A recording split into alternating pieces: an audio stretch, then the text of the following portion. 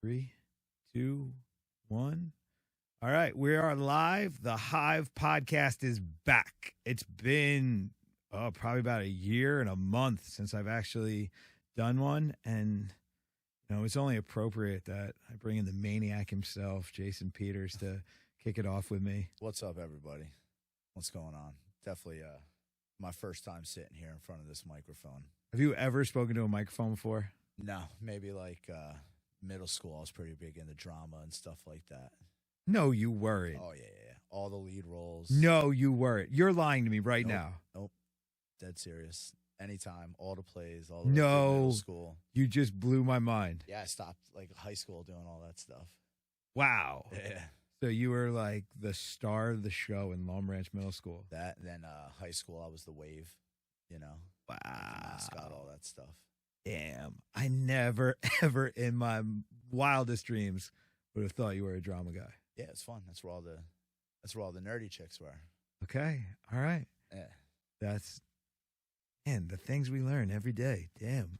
Always something new, right? Let loose in drama. So, Jay, I brought you on, man, because I like to introduce all the different characters in the life of Killer B. How long you been with us now? I think 3.5 years. I think this upcoming July will be 4 years. That's wild. I think literally right when they shut everything down with COVID was my first week, which was miserable because I needed it. It's, So we'll do the kind of like normal, how'd you find us, like introduce yourself kind of thing. Because I think it's really interesting because you've gone from walking in the door to somebody I trust to run a program rather quickly. And I kind of have some things that I feel about that I want to talk about too. But more importantly, where were you in life that made you say, hey, I need to do something? And then that led you to us. I wasn't doing good where I was. I was probably 300 pounds. If I wasn't 300, I was definitely right under it. I mean, I'm 5'8", and I was wearing a 44 waist pants. Yo, seriously, though, I have never been that big, but I feel like that's a lot of work. A lot of work. It wasn't. It was a lot of not work. Yeah, but you have to eat a lot. Dude, I ate, no exaggeration, I ate Bella's Pizza from Long Branch. Every night I got an order of mozzarella sticks, a whole pepperoni and onion pizza, like a large, and then I would get 2 cannolis. And that would be my sitting while just playing Call of Duty, not doing shit. Okay, so every day. How do you get into that situation? When I got out of the Navy, I just didn't stop drinking. Well, how long were you in the Navy? 4 years. I joined 02 to 06.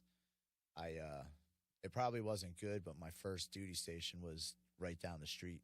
I was in Earl over there in Leonardo. So it was pretty much like going to college. I mean, I went to the boat like going to work, and I came home, and I was just partying with my friends all the time. And then it never stopped, like decades, like almost 2 decades of it. Do you think being in the military contributed to this? I'm not crapping on the military, No, but I don't think it contributed. It didn't help. Okay.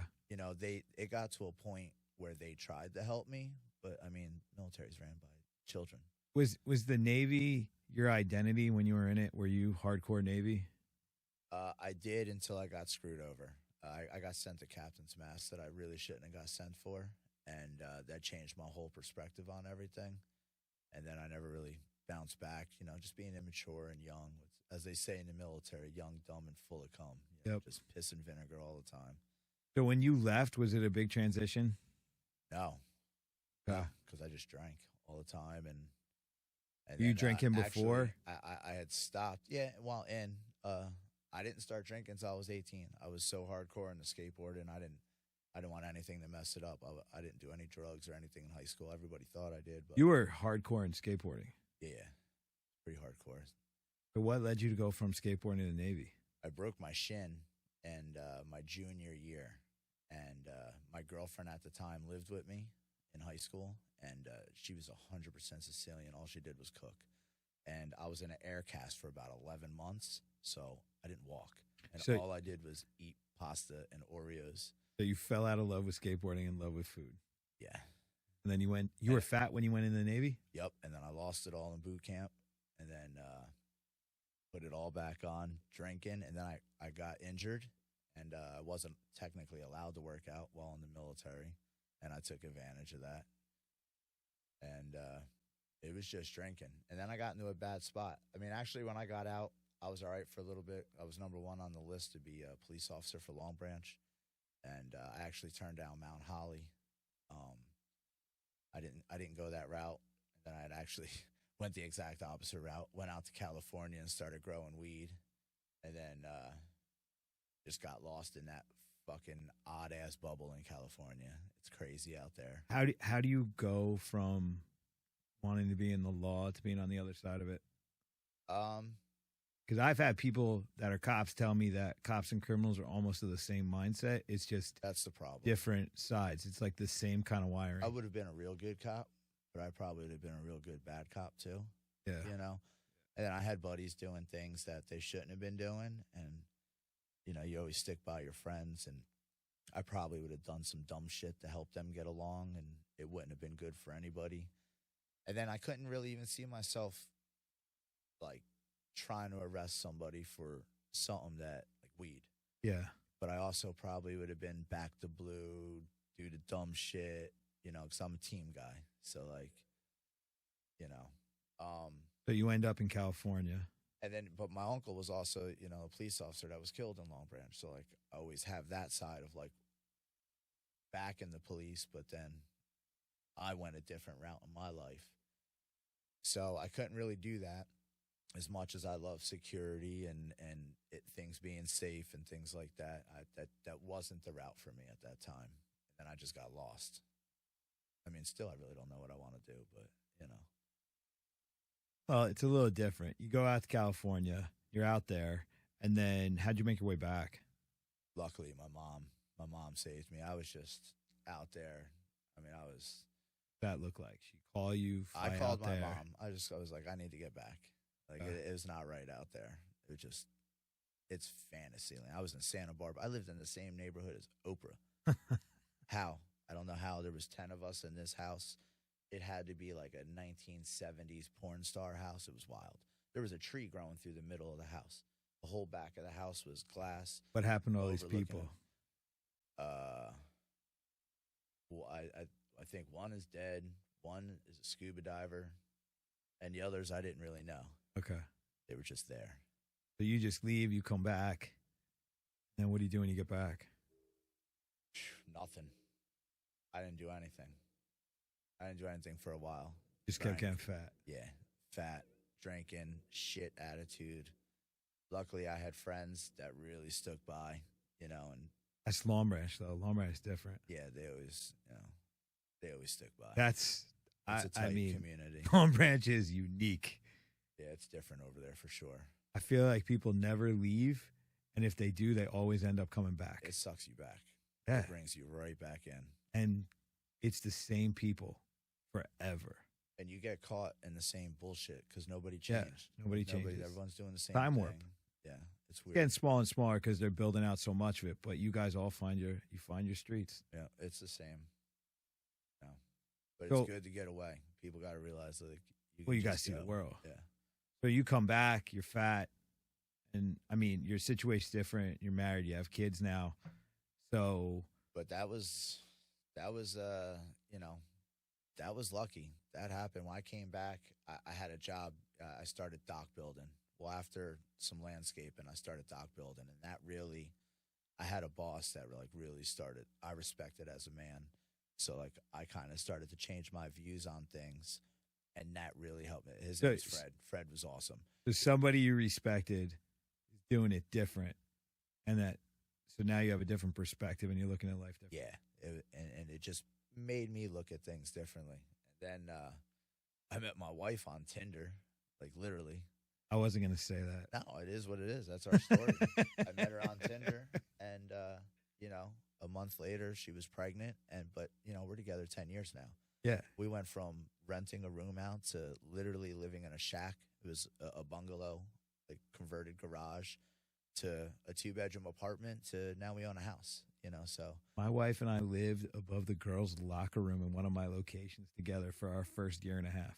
yeah, she told me she used to have to put the plug in because you were always looking down in it like a weirdo all the time. So, you know, I get it. It's just weird that she stuck around, Nancy. Stop it. I'm not even going to go there. This is your story. Let's not bring me into that. So, but no, So, I mean, like, we've been together so- 10 years. But now, so you go through all this shit. You're fat. But you're you married. Like saying that. You No. say it like so aggressive. No, I don't say it aggressively. Smile when you But say it. but I'm like, it's interesting, you know, to get to that place. But I'm always curious to what's that thing that breaks you that say I have to do something different, and then why is it our different that pulls you in? I freed him too hard 4th of July one day, and it wasn't a good look in front of my children, and it wasn't good with my wife and I the way I was acting. So I made the change to not drink anymore, and then that was huge. Like, How long you been sober? I've had a couple drinks in 3 years. I've drank twice or 3 times, and once because I was at a crazy work function and I had to socialize.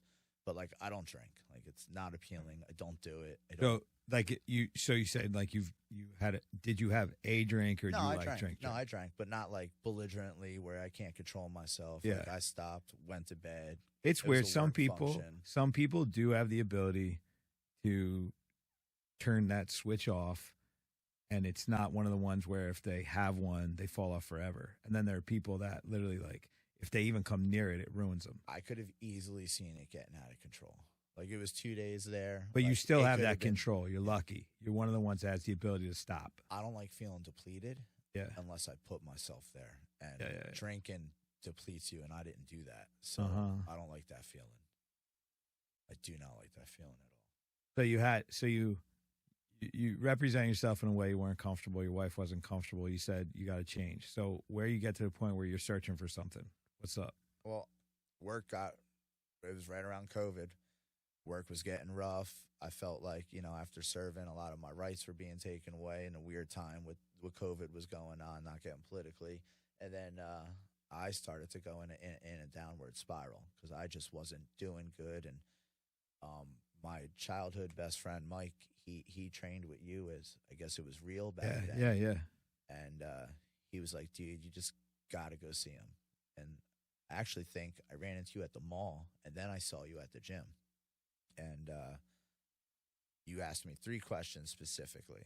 You asked me what I wanted to do. You said, why am I coming here? And what is your main goal?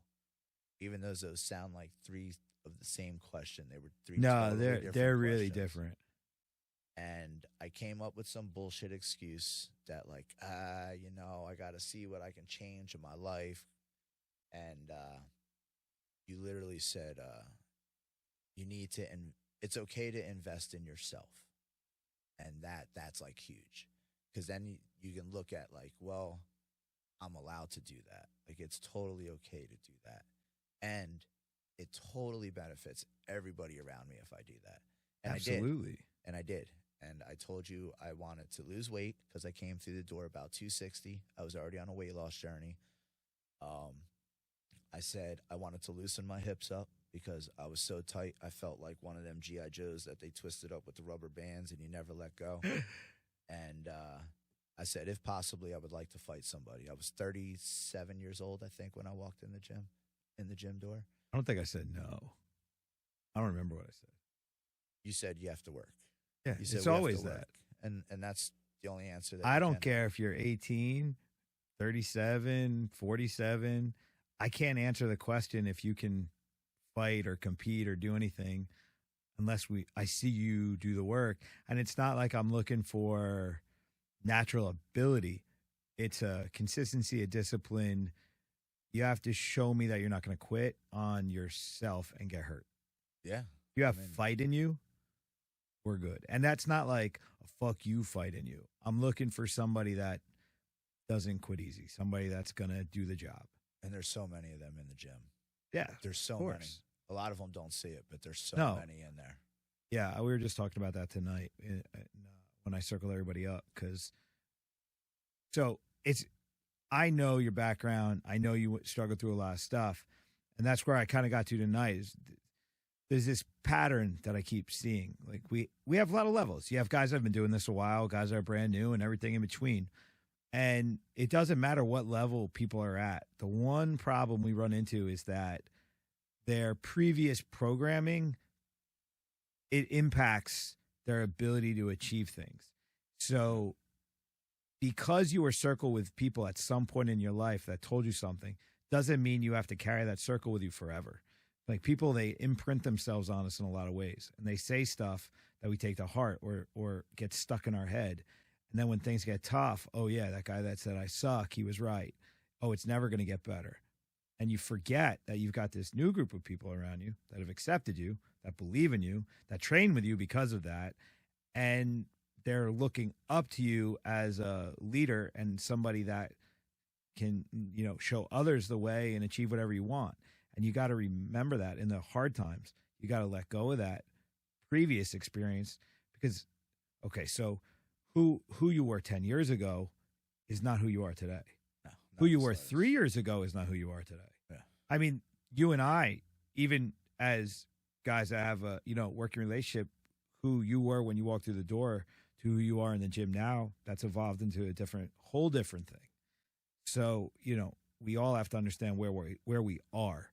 Where you come from is where you come from, and it does inform you in a lot of ways, but you have to be analytical about it, and you got to deal with it in a way that makes today make sense, not keep pulling you into that back place. You have to move forward at some point with a goal in mind. So it's got to be a positive step. Yeah. It's got to be learning experience. And that's kind of like what got me through the door because my coping mechanism wasn't working anymore. No. And a lot of people don't realize that their coping their mechanism wasn't working anymore. And that's how they found this place. And it's working. They just don't know why. And it's because of the work and the team around you. It's working. I said this after sparring last night. I said one of the biggest issues you guys run into is you don't even know what it is you're doing yet. You have an idea of what this is. You have a picture in your head of what it should be. But it is what it is, and you have to accept that. And you have to understand, like your buddy Koo with his leg, like he's not understanding that it could take you 3 years of getting kicked in the leg before your leg hardens up enough to where it's not bothering you after every sparring session. Yeah, and he jumped right in. Yeah, he jumped in, and then his leg's killing him. But it's like in his mind, he's looking at the normal progression of the human body in a sport like this, and he's looking at that as failure because he doesn't understand the reality of what it is he's doing. And a lot of these people don't realize it's like, these kids especially, you get a 20, 21-year-old kid, they're looking at it like, oh, I'm not 14 anymore. But it's like, yeah, but you're only 2021. You really know nothing. Yeah. You're just getting your feet under you. You don't even really know what you want at that point. Well, that's why you got to surround yourself with the right people. Exactly. And honestly, we deal with this quite a bit. I mean, I've restructured the academy to function a particular way because I'm recognizing as I'm getting older, as I'm raising my own children, as I'm married longer, like having these important relationships, the impact of what relationships have. And that these people in these developmental years, the years they're making these decisions that are going to impact the rest of their lives, it's very important that we behave in a particular way. Because at the end of the Killer Bee journey, I want you to feel better for it, not worse. And I don't want you to feel taken advantage of. And that's a struggle that, we talk about quite a bit. We see people that train at other places, or we see people doing things, and, people look at the enthusiasm and the ignorance of youth, and then they take advantage of that for their own gain. And it's sickening. It's horrifying. What we saw in the tournament was not right.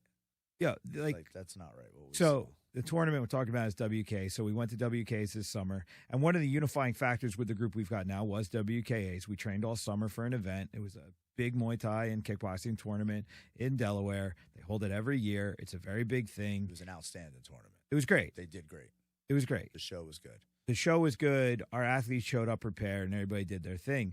But they put the work in, and nobody got their ass kicked. We won, we lost, we did our thing. Nobody really got beat up. Everybody represented properly because they did the proper work and they stuck together in the whole thing. But how many guys did we see that would go out there and they were they were coming to kickboxing like they were going to play kickboxing, not realizing that their opponent was going to try and kill them. Yeah, it turned right into bobbleheads. It was crazy. I mean, there was a local squad close to us that I literally was. I looked at Stein and I said, "Yo, that gym needs to have like a warning label put on it." I've never seen so many people get bloodied up bad and then have zero support. You had a couple pats on the back, but you didn't have a coach with experience that was breaking it down like, hey, this happened because of this, this, and this. They just like threw shorts on guys, made them sweat for a couple months, and then stuck them in rings with guys that were prepared. Then they were bleeding off by themselves, still with their wraps on, not with nobody around them. Just they're asking us for scissors to help get their wraps off because their own team basically turned their back because they're looking for a guy that may actually represent better. It's bullshit. That's not what this experience should be about. No. Not in the slightest. We were at fights down on Long Island, and that we had that one Russian kid fighting for another school. He went out, fought his heart out, and then lost a split decision. And his coach wouldn't go in the back with him because he lost, and he felt it misrepresented the brand.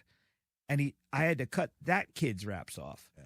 And I'm like, this is insane, man.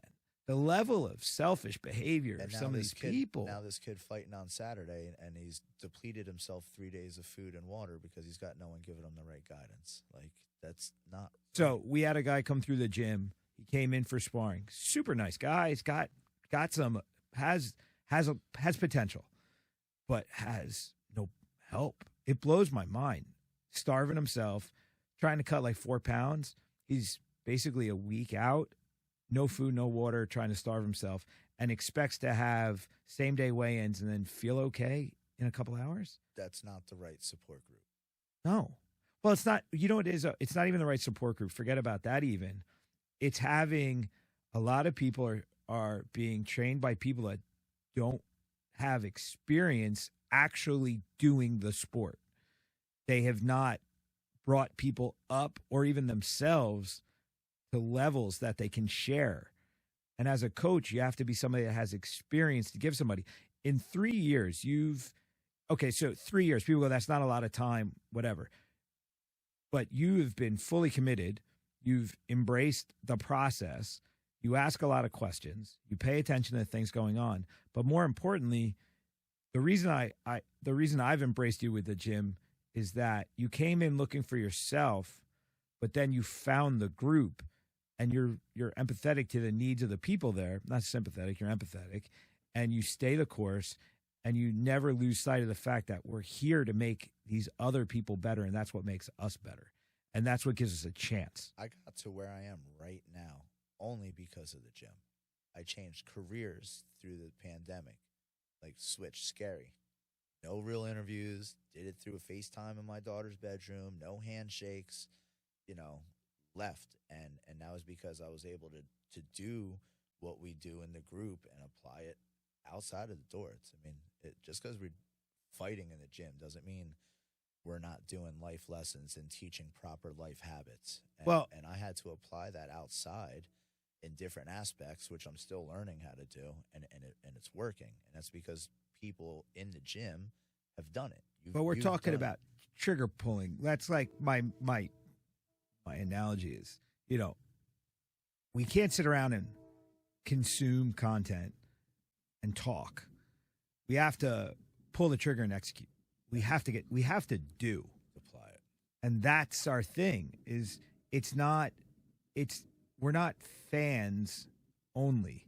We're implementing all the time. Like, that's the thing. Somebody comes to me with a really great idea, but if they're not willing to work on the idea, it's useless. It's pointless. It's a wasted conversation. We've had that. I've told you, you've seen me do it.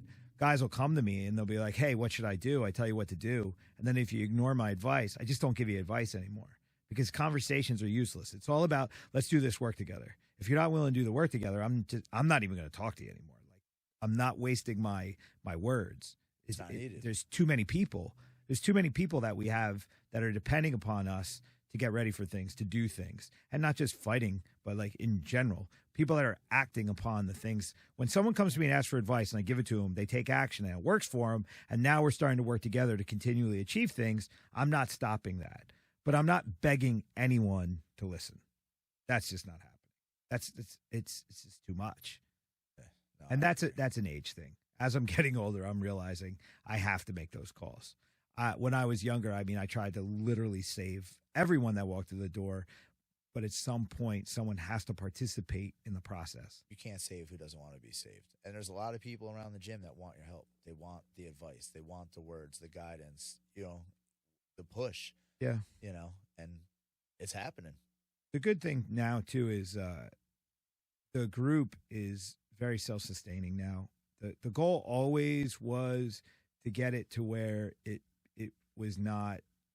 I mean, I have my leadership role, but the most important thing is that other leaders are rising within the group. People are listening to each other, and they're not searching for outs. When I say outside, it's not that we have a closed door thing, but they're not like on YouTube looking for answers. They're applying the answers that we all figured out. The same things are being said, the same teachings are being given throughout at levels. So I help you, you help Jen's helping Angela.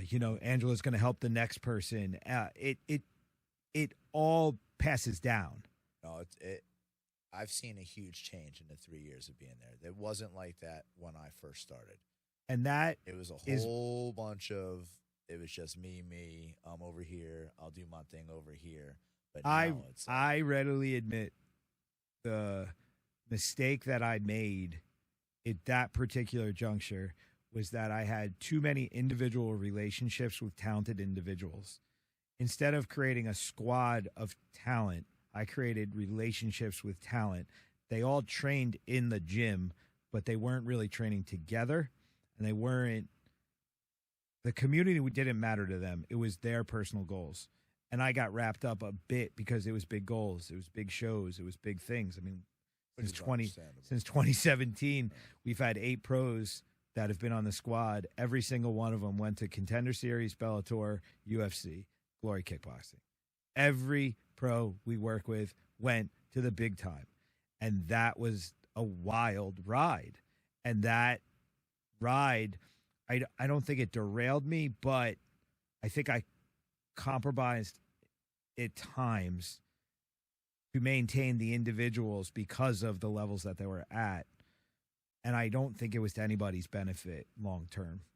None of them are here except Jimmy. I mean, Jimmy's still here, but Jimmy had to break from the individual thing, and Jimmy's as much a part of the group as anybody now, and he's a massive value where before he was just a scary guy. We didn't want to hurt anybody. And he's crushing it on all aspects now. I mean, yeah. That's awesome. Yeah, like his life is better the minute he started trust. And that's a big one, is that it's the trust factor. If you don't have the ability to trust your team, it's going to be very, very difficult to find any level of success. And when I say your team, that's for any of us, the people that are around us. Yeah, it's not just the fight team. I mean, it's literally, everyone in that gym, all the way through the family members that come through the door and watch, it's the same. But you can't collect people to represent something. You have to actually create relationships with people that you can trust. There's a difference, and that's a thing. Like if you're clout chasing, you're just trying to get likes and follows. Yeah. You're not trying to get real people around you. The thing my wife, she does the bodybuilding, she does these bikini competitions, and we talk, and it's the same thing in her sport. At the end of the show, the lights go off and everybody goes home, and you're only left with the relationships that you built while you were in the process. Yeah. So if you make this solitary, selfish thing that's only about you, and you're not really giving back to anybody except an association, when the lights are off, you're going home alone. And if you win, gives a shit if you're alone? Like, okay, great memory, but it's gone. Yeah. Everybody's on to the next thing. But if you turn the lights off and you've got a group of people that were part of the process, and then you brought them in and you treat them with respect, and you had that mutually beneficial trade at all the different levels, you're walking out of that solitary competitive experience into the arms of a group. That's way different than because a lot of them look at the other way. They look at the fans and the experience. Group, not as well. It's not just a random group. It's a group of people who are accepting you and ready to help and willing to go on that ride. I'm saying it goes beyond accepting, because when you do it right, they're believers. They believe in you. Yeah. You heard me say it tonight. I said the biggest thing is everybody's got to realize is that if someone's working with you, it's because they believe in you in our squad. Like if you're in the room, doesn't matter if you're there on your first day or you've been there for years. Once we accept you because we believe in you. And it doesn't mean you're going to be the UFC champ.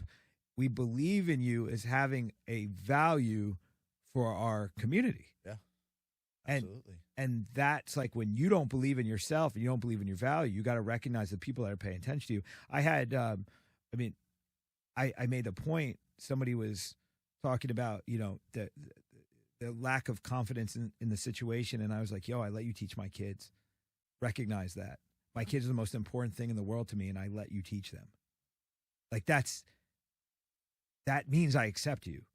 I may not hold your hand and walk around, but if we are giving you access to the things we care about, that means we believe and we trust. And a lot of people don't realize that the group is giving you signs of that trust and that belief, and you got to recognize that, and you got to carry that with you. That's your strength. That's got to be kind of your superpower. That's your gun in your back pocket when you're in a bad sitch. And I think that's why the circling up has been huge after sparring, because it's letting everyone know, like, I'm doing this for you. I don't have to, we're doing this together, and that's really bringing everyone together. I haven't shared that at all, but I read. Sorry. No. I read a book called Legacy. I don't remember the guy's name. It's a book called Legacy. It's about the All Blacks. The All Blacks are the winningest sports franchise in sports history. It's the national rugby team for New Zealand. They lost a game against South Africa, the movie Invictus that was about. So the captain of the team comes back and he goes, look, the culture here is broken. We are this massive franchise. We've devolved. We're not evolving anymore. And if we don't change this, I'm going to retire and this team's going to be fucked. So they go out and they get the greatest coaches, the greatest leaders and all this, and they restructure everything. But there was one thing that really resonated with me. So I'm sitting in this hotel, Harris Casino in Biloxi, Mississippi, read this book, and just waiting for a homie to smash somebody. I call somebody from the gym, and I'm like, hey, this book's going to cause problems because I'm going to have to let go half the people in the room. They're like, why? And I was like, because they're just not. They're not participating as a group, and I have to actually lead, and I have to create a self-sustaining group in a better way. And one of the main things in the book that I adopted was the circle. We're doing it in our way, but the book said, someone asked Nelson Mandela, how did your father take all the warring tribes in Africa and create peace for so long? And he said, my father sat everyone in a circle, and he always spoke last.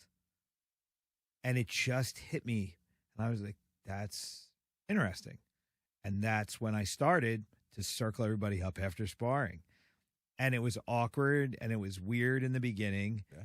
And then it's evolved into this natural process for us. And it's just, I don't even think about it anymore. It's just what we do. But when anyone visits, they're like, I've never seen anything like this before. Yeah. And what's become commonplace for us is it's unique for a lot of people. I mean, I have some of the biggest, scariest dudes you're ever going to meet say, I'm scared in sparring. You have people that are being brutally honest about how they're feeling in the moment because they trust the people around them because we're communicating about the process. Yes. And we're humanizing the process. We're letting people know that we all feel the same way and we're all going through the same stuff. So we all have to work together to get over it. Yes. And we're all hearing it from every different level. Yes. So it's not just coming down all the time. It's like, no, you got to hear it from the new guy all the way down, all the way up to coach. We have guys that it's their first day sparring, calling out UFC level guys for moves. Yeah. Yeah, I mean, it was hysterical. I mean, I'll never forget when Rambo called out Jimmy, and Jimmy was like, yeah, you're right. And I was like, Rambo's been with us for like 3 weeks. And Rambo shot. Rambo shot. Yeah, Rambo shot. He's not stupid, though. No, he's just shot. Yeah. He's just out there. But he called out like Jimmy, and Jimmy took it. He was like, yeah, you're right. It was wild. And it builds the relationship because now they get to stand in front of each other a little differently, and they greet each other a little differently in the door because there's now a different type of respect.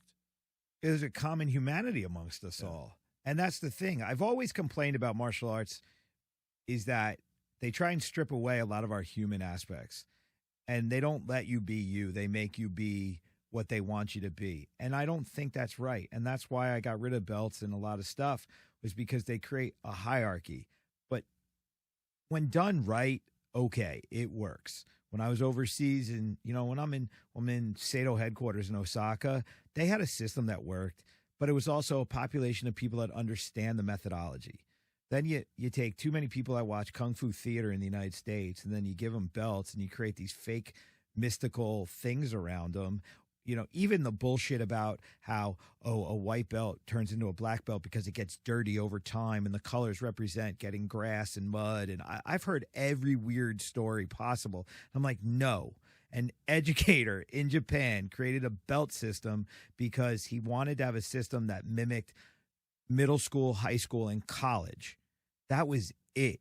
The colors just represent your grade, basically. Yeah, I didn't know that. And then when you become a black belt, it wasn't you're a master. Your title's not master. They look at it as now you're ready to begin.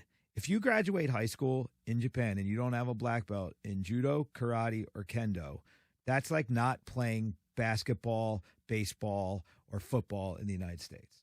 Like, so if you don't have a black belt, like if you're not a first degree black belt, they're like, what, you didn't play sports? It's not like, you went to the top of the mountain and got your Zen on. You played sports. Yeah. The sport they played. Yeah. So, but here it turned into this weird pseudo-religious bullshit. And they did that on purpose because it's very easy to control people when you're telling them they're going to have access to this mystical thing instead of this basic practical thing. And I'm like, no, it's a basic practical thing. We all can have access to it and we all can do well at it. And what do we need to respect? We don't need to respect the belt. We don't need to abuse people because of where we are in the rank system. And quite honestly, I think the rank structure limits people's ability to progress a lot of times, especially in Brazilian Jiu-Jitsu, because Brazilian Jiu-Jitsu schools say you could only do this at this level. Well, what about the guy who learns quickly? What about the guy who has the ability to go beyond your limitations you're imposing upon him? Yeah. He's not disrespecting your system by being a natural athlete. And then you have the slow learner, but is trying very hard. Why does it take them 100 years to get a black belt? I know guys that are purple belts and brown belts for 10 to 12 years. I'm like, that's ridiculous. That is a level of mind control and a level of like using rank control to keep people in the system that's beyond. Those are the guys too. When you're 10 years into it and you don't have your black belt yet, your instructor is like an alcoholic who's having sex is married with kids, drinks too much, probably screws around with drugs, and is banging a girl on the side. And you know all this, but you've got 10 years and a lot of money into it, so you don't want to stop. You're like, yeah, my instructor's a dickhead, but I want to get my black belt eventually. It's ridiculous. So it's not a service-based business. It's a weird, culty, gangish kind of thing. If it works for you, fine. For me, it just doesn't work. Our community doesn't function that way. Oh, and shout out to the people putting in the work, getting your belts. We're not shitting on that. I'm really not shitting on it at all. Honestly, it's just the large level of abuse that I see in so many levels. Well, we've seen it from guys coming in the gym to get work. Like, it's like, why aren't you guys treating me the way these guys just treated me? You guys are teaching me and you're not beating the shit out of me, and like we're working. Like, it's always the same. Like, they're shocked.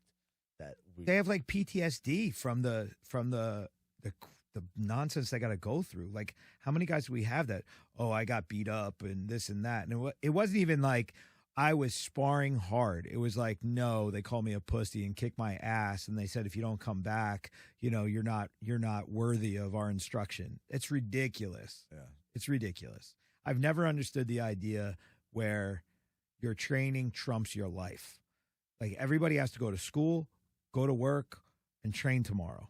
It's one of the three. Some of them, it's all of the three or two of them or whatever. But it's supposed to be a progressive process. Yeah. And then we have Trent, the race car driver. The analogy for me, I remember talking to him on a podcast years ago, and he was talking about how they fine-tune the car. And it literally, the bells started going off. I was like, damn, we have to treat these athletes like they're a fine-tuned machine. It's the idea of beating them into shape is not the thing. We have to develop them so on fight day you don't put a car in the Indianapolis 500 with a flat tire. You don't put Preventative bad motor maintenance. oil into it. It's all about preventative maintenance. You got to build it up right. Yeah, Make you sure got we're good. you got to and you got to test it. You got to test drive it. You got to take care of it. You have to learn how to use it properly. And that's all we're doing every day is fine-tuning the machine so that we can operate at a high level, not have that ego gratification of, well, I'm tough. And not just one person. It's everybody operating at a high level.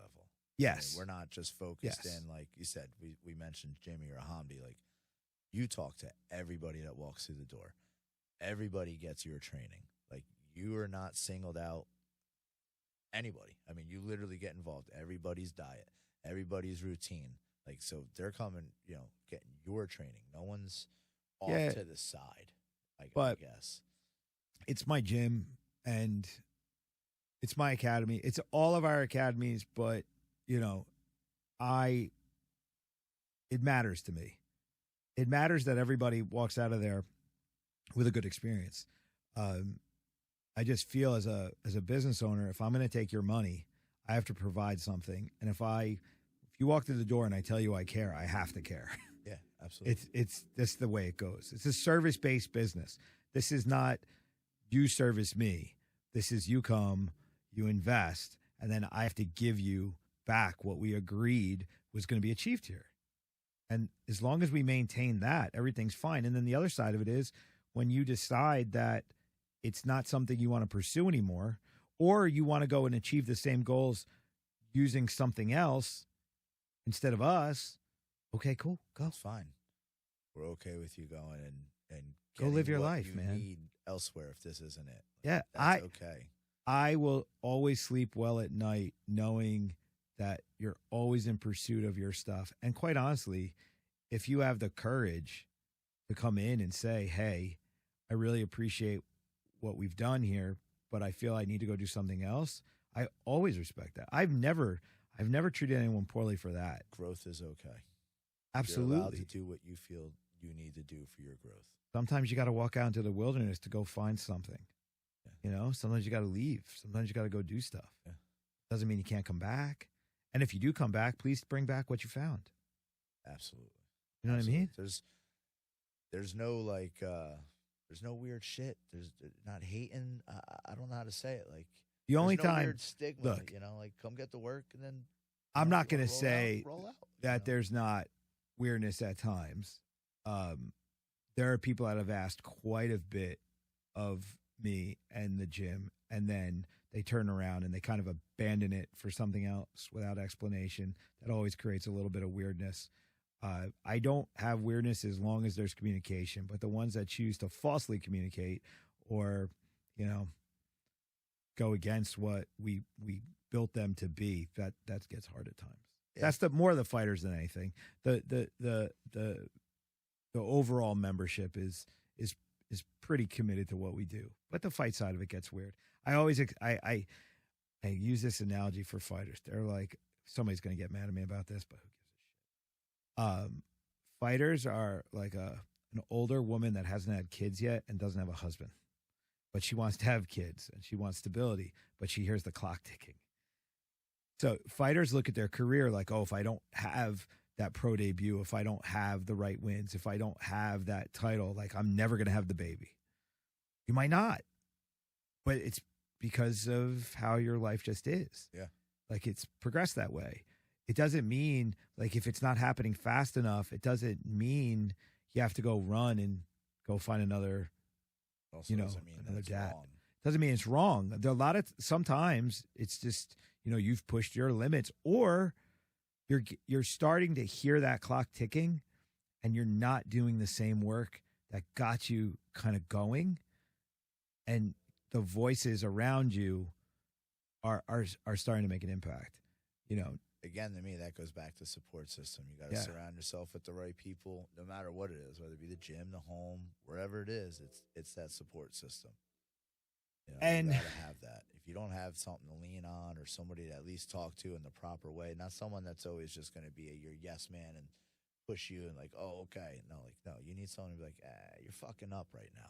Like, well, I also think that we have to always go beyond the faith factor with the individuals, that we actually have to develop a trust based off reality, not off of, having faith like, oh, I've done my job well, so it's just going to work out.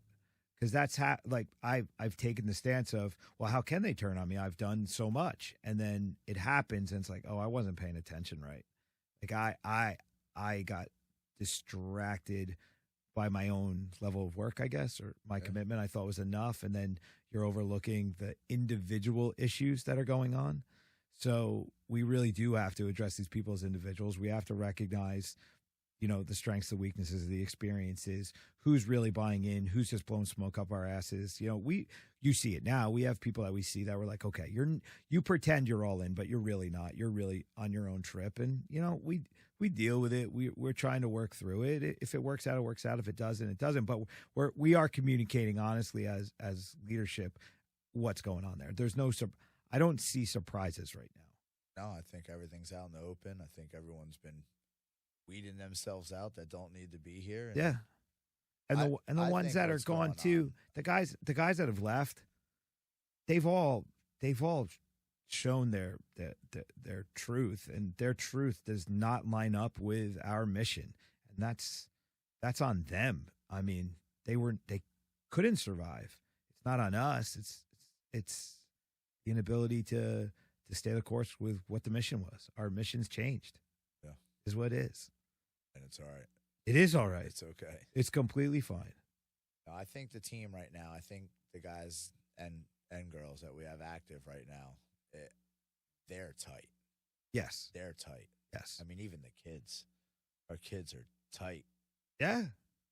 I mean, what your son, my son, that's cool too. Like for us as dads, we both got to share an experience where both of our kids had their first fights, at the same event, which is wild. Wild. You are 8 and 10. We're talking kids. Yeah, legit children. Not 20-year-old kids. We're talking kids. And I almost had to kill you because you went so nuts, but that's okay. Fault. Yeah, you just went a little wild. That happens. It's our children, man. That was the dad. It's our children. That Yes, was the dad, it's our not the yes. coach. I get it 100%. But it's when you go through it right. This is the one with me. It's like, okay, so if you go through a fight experience and you have a good experience, and I feel that that's enough to go back and double down on the experience. The one that really blows my mind is the ones that have the good experience and then they allow voices to pull them off the path. It's like, how much better do you expect it to go? Yeah. Like you're literally like, we have people that have basically achieved a miracle with the level of experience and abilities that they naturally have. They are performing well beyond their years in the sport or what's expected of them. But then someone else comes along and starts whispering, and then they start doubting, and then they piss it all away. That's the frustrating one. I was talking to Malky Kawa. He's a manager from First Round, and he said, the hardest thing with fighters is that you tell them what you know, not what you think. You tell them what you know is going to work and not work, and then they go the wrong direction at their own detriment because they just can't help themselves. But which is weird. It's weird, but okay. Long Branch. How many dudes in Long Branch do you feel that way about at a lot of levels, that they just can't help themselves from fucking up? Long Branch is home of the playground legends. I know so many people that should have been. Yeah, I know the best basketball player. Could have been. Should have been. Should have been. Then armed robbery got in the way. Or, yes. Tons. So I don't think fighting is different in life. It is just the same thing. We just look at it differently because it's the life we're in. Yeah. But I think everybody in every aspect deals with this stuff constantly. And that's, as I'm getting older, I mean, shit, man, I'm going to be 50 in March. Like at you this. Don't look a day over 48. You can go fuck yourself. I'm not going to tell you what you look like. But you can take it, though. I should tell you. But this is where the experience part comes in. This is where the life shit starts to come in. The importance of maintaining humanity is just so loud and clear. As someone in this sport now, our humanity is the most important thing to hold on to. There's no goal worth losing yourself. Our goals should be there to get us to understand ourselves more, not lose ourselves. Yeah. Because again, you don't want to have the belt and be alone and have a drug problem or ruin your body or ruin your mind and ruin all your relationships. You know, there's no money, there's no things, there's no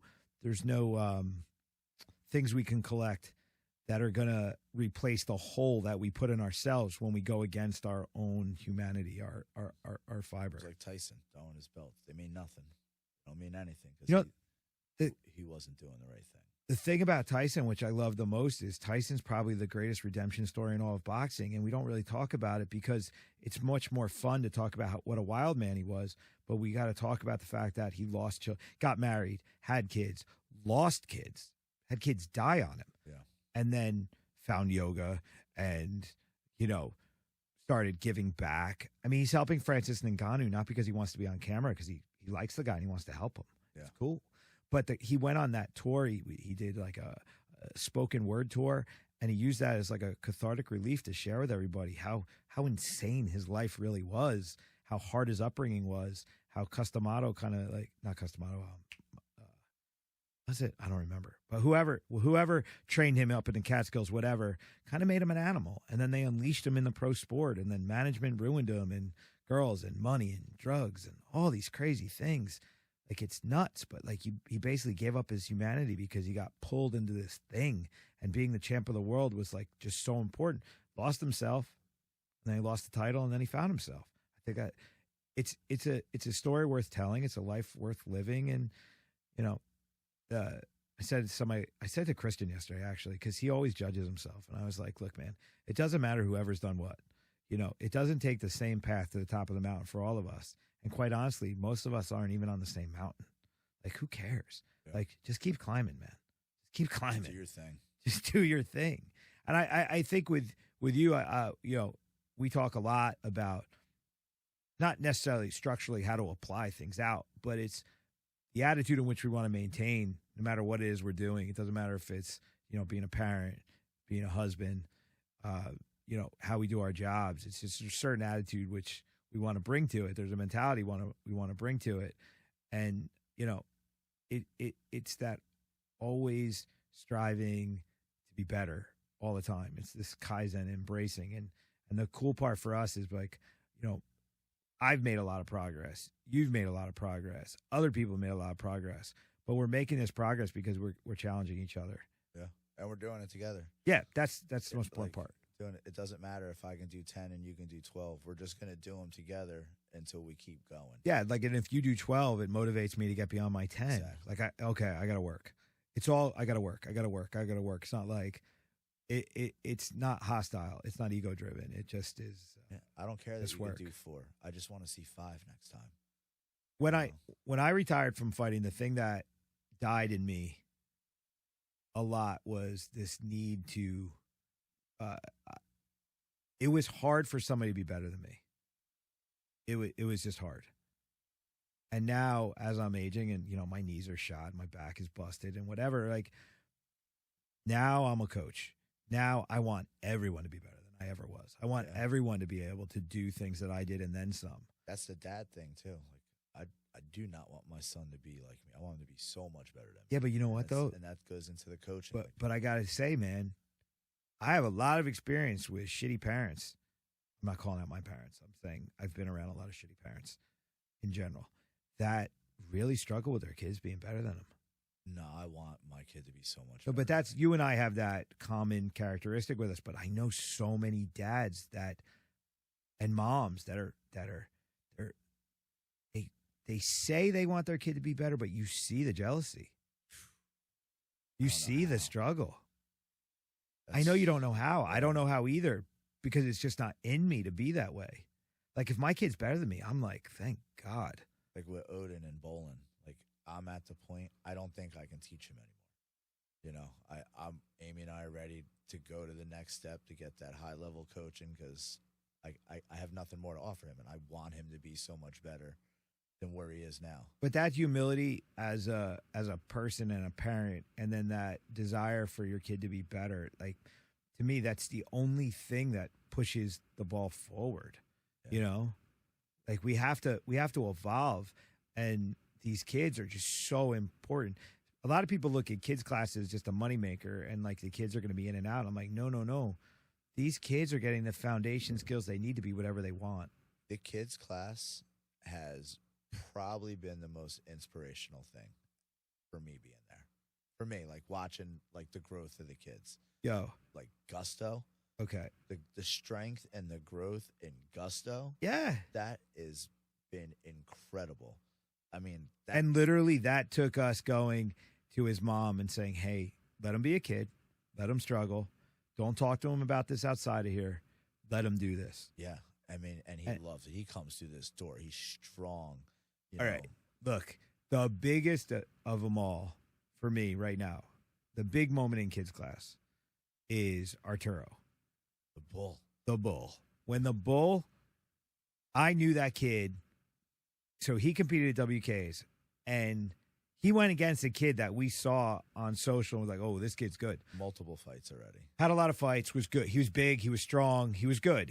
And I'm like, okay. And I was shitting my pants because Arturo was the first up.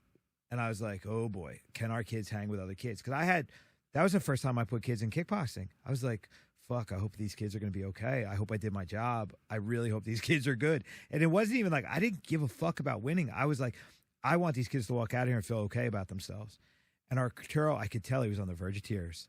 And he went in there and he fought that first round and he was stiff and a little nervous, but then he got cracked and they started to crack and they started to go. And he came back in between rounds and he's crying.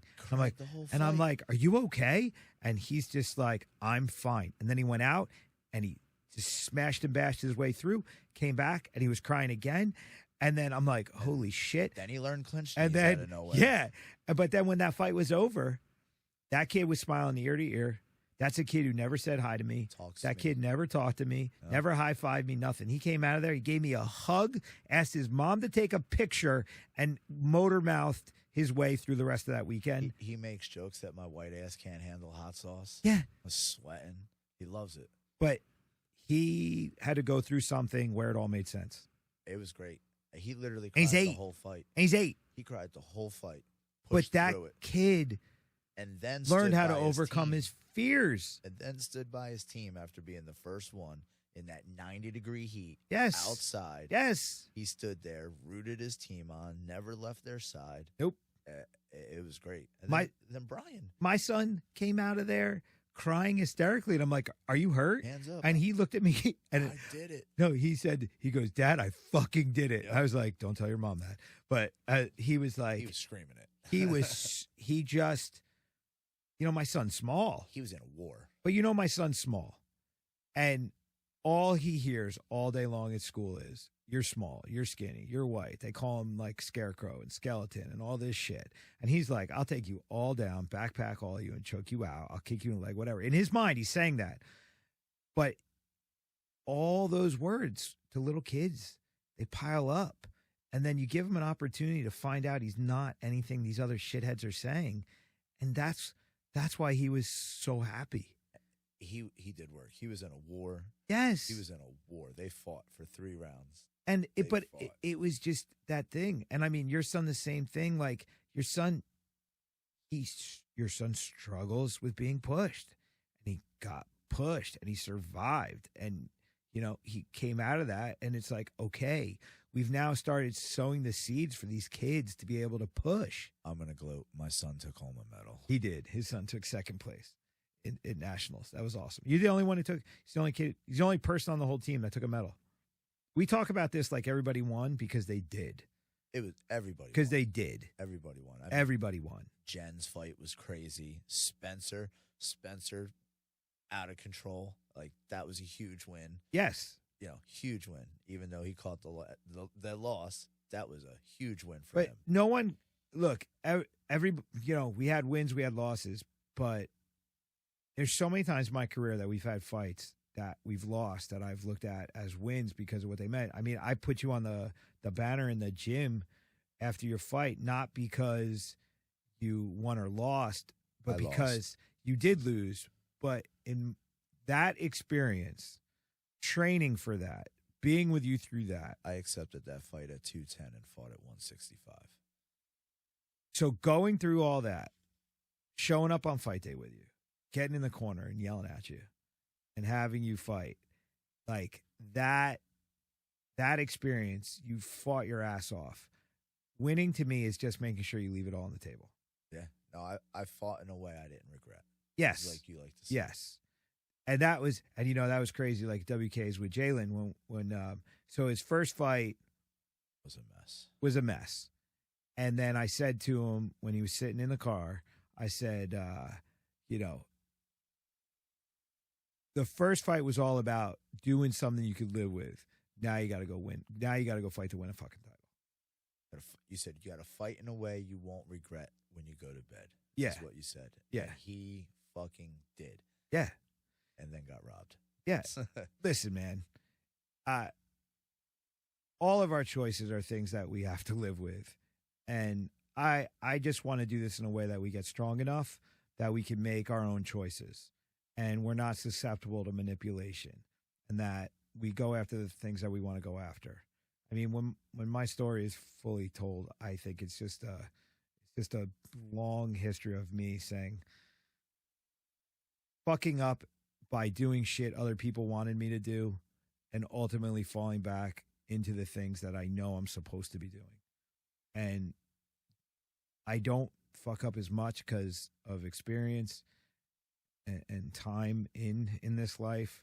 But it's like we all go through these points. But that's, I feel like, the message of this whole conversation for me in this and our experience is that, if you train correct, you may be champ of the world. You may win a UFC title. You may be big organization guy. Or you just might be a strong individual who knows who they are and lives according to their own wants, beliefs, desires. And that's enough. Which is a real cool feeling. And that's enough. It's a pretty cool feeling. That's freedom. Yeah, it's pretty cool. Governments don't give us freedom. How we live our lives is our freedom. So, and that takes strength because the world wants you to do what it wants you to do. But you know what you were put here to do. And that's what you should do. What you should do. Absolutely. And that's the journey that we all go through when we're around each other. And that's what I think the most important part of the group right now is that it's a lot of people just trying to find the confidence to be themselves and to turn off the noise and not let, some random post from a person we don't know make us question our fucking belief system. One step at a time. They're just going. Yeah. Figuring it out. We're just moving. You can't achieve it if you're not getting after it. Nope. Can't talk about it. And if you are going to talk about it, like even a forum like this, I thought it was so important to bring the podcast back was because I think the stories have to be shared so that it's the commonality of our experience. I have a very similar conversation with everybody. It's different challenges, but it's the same experience. I was in a spot. I was looking to evolve. I was looking for something. I found this thing. I invested in this thing. It's working out. Like, it's all about investment. And you brought that's like the throwback to what you said. Like, it's okay to invest in yourself. Yeah, it truly is. Forever. Yeah. Forever. You need to. You have to. If you don't invest in yourself, you can't take care of the people that you care about. And if the people around you aren't supporting that, they're not right people around you. They don't belong there. They don't belong there. So at this point, all right, because we're going to wrap this up in a few minutes here. At this point, so you've been here for as long as you've been doing this. You've had your fight. You've helped other people train. You've cornered with me now. You're taking an integral part in other athletes' training and all this kind of stuff. Like, where do you see things with me or with the gym or I don't know in general? Like, where are you at? Where's your? I love my position in the gym. I truly do. I love the coaching aspect. I would definitely love to fight again. Gotta be the right fight. Yeah, I'm not. I don't even care. I mean, we can go left way, bare knuckle. I don't care. You want to fight in the parking lot? I don't give a shit. I know. We got your knees. I'm good for now. We got this big guy over here. Why don't we'll beat Chris up. We'll go, the two of us will take him on. How'd he get drawn into this? I don't See know. what This poor happened? guy. He's like, wait a minute. I'm just behind the glass over there. I love my position in the gym. I love where I'm going forward with the gym. I love the big moves that the gym could be making, and that I'm involved in it. Like, I'm stoked that you got me involved in it and bringing me along the process. That's the trust process, which is cool. I see the gym doing good things, even if it's not on a world champion scale. I see a lot of positive. Well, you do know the Hammer will be back soon. Yeah, yeah. And Jimmy's going to have this baby, and then we are going to war. Yeah, different mindset. We are going to war. Yeah, different mindset. I just see a lot of good things. It's going to be hard. It ain't going to be easy. No. You know, it's not going to just go like this. There's going to be falls and plateaus, but I think that's with everything, you know. Yeah, and I feel like right now the cool part is the up and down. Doesn't really matter. I'm excited by both the up and the down, because the way the people that we're working with respond to the ups and the downs are things that I'm comfortable with, so it's fun to do. And that relates back to the tournament again. There was the way those guys all reacted. And they basically have taught the next generation of guys, this is the way this is who we are, and this is how we do this. And they're ready to keep doing it. 100%. Yeah. So the last thing we'll throw out, so people that are listening that have had the endurance to handle these two old men talking for as long, well, an old man and a kind of old man.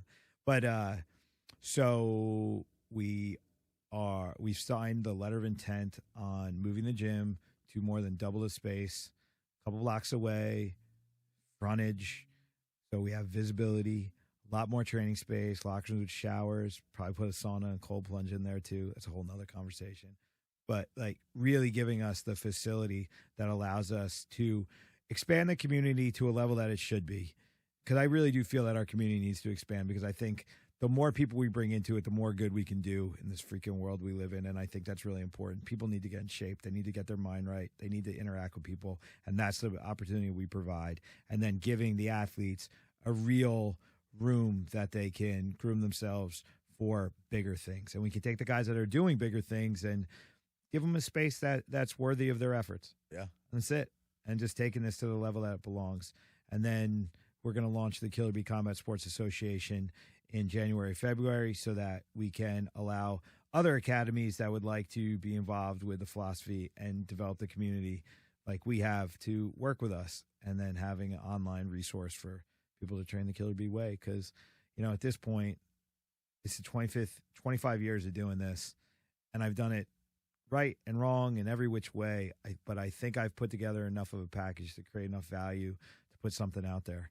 And I think that the next year is going to be the year that we kind of say, okay, we're here. We're not going anywhere. Pay attention. If you want to play with us, you can. If you want to fight us, we're more than happy to fight you too. Absolutely. Absolutely. And the other side of it is, in the chaos and the confusion of the times in terms of the surrounding gyms and all the bullshit, I think the beauty of this year has been we've really put blinders on, and we've just done our job, and we've really not fucked with anybody else, and we've just done our thing. And we have so many guys from other gyms that are coming through because they don't want the bullshit anymore. They want to feel appreciated, they want to be comfortable, and they want to feel safe. Positive work. Positive work. Safe place where you could actually learn stuff that's going to work, and a place you could actually achieve your goals, not just be told that those goals are achievable, but actually achieve them. Multiple people have been told they can't fight, just so everybody knows. Yeah. It's not just getting smoke blown up your ass. No. If you can, and what's the number one criteria to fight in our gym? Show up. Just show up. Don't ask. You don't have to be work. good. You honestly don't have to be good. You just have to be disciplined. Because the discipline is what's going to get you through. You don't have to be a good fighter to survive a fight. You have to be mentally prepared and disciplined. That's it. There's no magic. I'm not like, I'm looking for freak athletes. I'm looking for people that are going to show up every day. And do the work. You can't just show up and pretend. Can't be in the room. We've had that problem too. Yes, you can't just be in the room. You have to work while you're in the room. You have to work. Yeah. So, no, I look forward to it. I think we're going to have a great run. It's an exciting time. It's fun. And this was a good year. So. This year was This year was this was a big year. This was like a liberating year in a lot of ways because we really found ourselves with each other. I didn't sit around and write notes that I agree with. Like I found myself in you guys. Yeah. And that's like the most special aspect of what it is we're doing. Yeah, man. You got any parting words here? No, I appreciate you having me on here. You know, I really do. I know everyone likes to say all that shit, but like I appreciate all the stuff that goes on and the time and the effort and, you know, not just on the mat, outside the mat too. You know, I said, Nancy was like, "Oh, you're gonna do it again. Who you bring on?" I said, "Jay's got to be the first one." Honestly, like you and I have done too much together over the last couple of years to make this what it is, and I honestly, I don't feel like we could do it right now without you involved. You're really you're an integral part of what we do, and the guys look to you like you are. I feel like you're part of the glue. I like now. those clowns. I like all those guys in there. Most of them anyway right now. Yeah. So, you know, you may be insane, but you're good natured. Yeah, it's all good. I appreciate it. You just remember, common denominator. You attract all these people. It's the freaking zoo. Yeah, it's the zoo. I shouldn't even say the zoo. We're really the circus. We are the circus. Comic book or something. Oh my God, we're like the Injustice League. Yeah, I don't know. It's weird. The not so Jersey Shore, just like right off the Jersey Shore is what we are over here. Yeah, you got to be a little crazy to. You got to be a little crazy to be yourself, because if you are truly being yourself, you really are different from the rest of the world. And people look at you funny. And I'm like, look, that's probably the greatest bond that we have is that people come looking for something and all they do is find themselves. Yeah. And that's it. There's a whole bunch of different people in there. Because we're not turning you into anything except giving you the courage to be who you are. Yeah. And that's a great thing. So, yeah. All right, Mr. J, I'm going to wrap this up. So good. I got to go to the bathroom. This is the Hive Podcast. Got Jason Peters here, and do a little shout out before we go. So Killer Bee Clean Kitchen is our meal prep company. I want to do a shout out to that because Jean, our chef, just had a hip replacement, and we're sending her lots of love and well wishes. She should be back on her feet really soon. She makes awesome food, amazing food that has gotten all of our people to the scale at the right weight, the ones that take advantage of that, and has really helped us create a balanced and healthy community in a lot of levels. And she's another big believer in what we're doing and where we're going. So I just want to say, Jean, we're thinking of you, and we look forward to getting you back on the mat. And thanks for all the things you do for us at Killer Bee. And the rest of the community, again, I'm being a little sentimental on this because it's the first one in a while, but I want everyone to understand the value that they bring to the gym. The gym isn't what, we are not what we are without the participation of everyone. So thank you to everyone. That's really my only shout out. And I do have to say, I'm going to shout out both of our wives because putting up with our commitments is not easy. And tolerating the struggle that we have to be better is not easy. Yeah, definitely. So we got to say they take on big roles for us to be over there all the time. Absolutely. And it's not even just taking on big roles to let us be over there, but taking on big roles to allow us to struggle, because while we're trying to figure a lot of this stuff out, that takes time. They're also trying to figure shit out too. Of course. So it's always that partnership. So I got to thank our wives for allowing us to continue this journey that we're on. Let me say it this way so my wife can hear it. Thank you. I gotta say it up to her. You got to speak up to the microphone there. All right. So this is Brian Wright. This is the Hive Podcast with my guest, Jason Peters. Appreciate you. Appreciate you, buddy. We are out.